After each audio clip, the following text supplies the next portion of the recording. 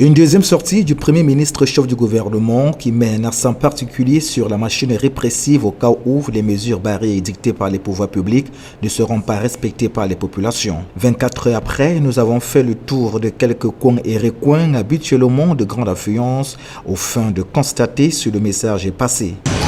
Les Camerounais sont-ils au parfum des mesures barrières prises par l'État du Cameroun?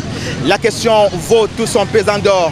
On a bien voulu faire le tour de quelques coins chauds de la capitale économique. On a décidé d'arriver ici à la douche municipale dans le premier arrondissement de la ville de Douala, au lieu dit Chinatown.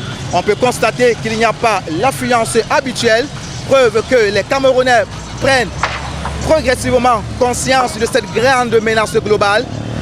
On les voit appliquer à cet endroit, mais avec les mesures de protection, les masques par-ci et par-là, les mains garnies des gants. Personne ne veut contracter ce virus aujourd'hui mortel et mortifère. Chinatown qui a l'habitude d'avoir un nombre impressionnant de populations ou de personnes connaît plutôt une baisse en termes de nombre. Le périple se poursuit. Cette fois, nous sommes dans le 2e arrondissement, plus précisément au marché central. Ici, les faits parlent d'eux-mêmes.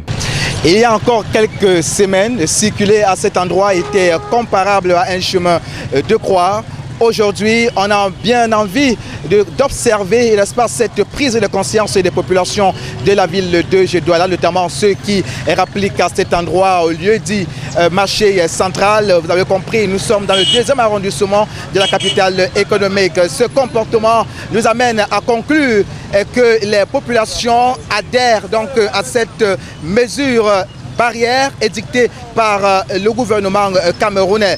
Le marché central peut respirer en ce jour, la circulation est fluide. On espère qu'il en sera de même dans d'autres coins que nous comptons visiter en ce jour. Au regard de ce constat fait sur le terrain, il est clair que les habitudes des populations changent. Preuve que les mentalités adhèrent, bon gré mal gré, aux mesures de sécurité voire de prévention du coronavirus, une pandémie mortelle et mortifère.